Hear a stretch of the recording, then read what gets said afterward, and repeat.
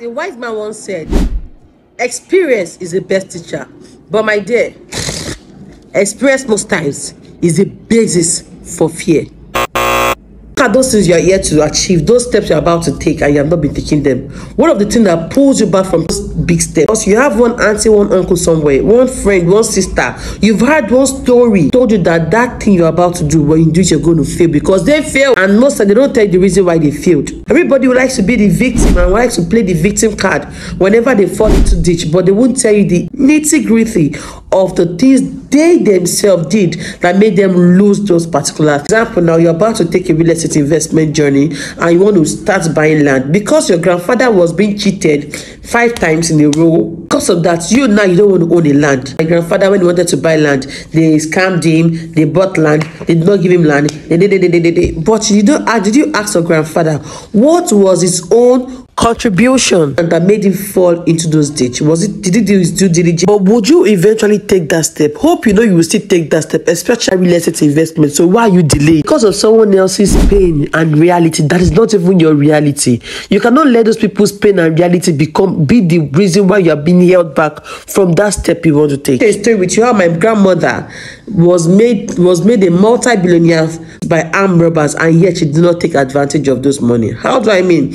Of course, my grandfather was killed by, according to the story, by his brother because he was wealthy. That's my maternal grandfather. He was wealthy and he had all the money, but then the family felt that he was not taking care of them enough, and he was killed spiritually, according to the story that I had. And this man had acres of land, lots of houses, lots of shops, according to the story. I know they did.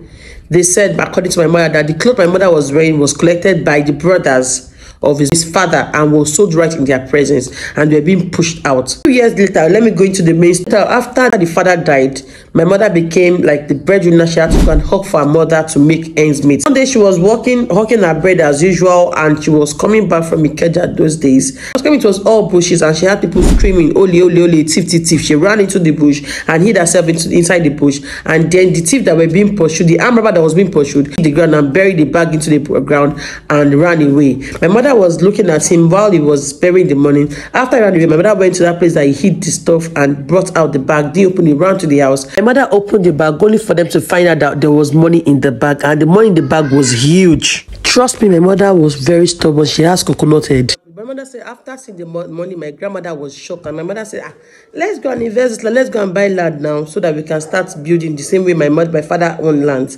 My mother said, are you okay? Why would you even think about owning land? You want them to kill you like they killed your father? I beg, go run away from land though. And guess what? Because of that, my grandmother never had the land till she passed on. My own mother too struggled to buy land because of the mindset that if she buys land, they are going to kill her. And yet, all those things were not just mirage. She finally wanted to buy land. Of course, she has her own ups and downs. She made her own mistake, but yet she was able to own 2 at least. We begged her when she buy them. So you now look at that fears of those days. That fear in you because somebody was cheated. Did you ask what kind of land? Did you ask what kind of title document? Did you even reach out to a consultant like me? Yes, one of the trusted real estate consultants in Nigeria today. Did you even reach out to me to ask me about that land? And what did I tell you? If you take my word, if I tell you anything about land, you can take my word to the bank. You're going to withdraw. Of course, I'm going to tell you the truth and nothing but the truth. So that experience you think you have is not actually experience. It's just a foundation for fears. My dear, shake off that fears now. Yes, shake it off.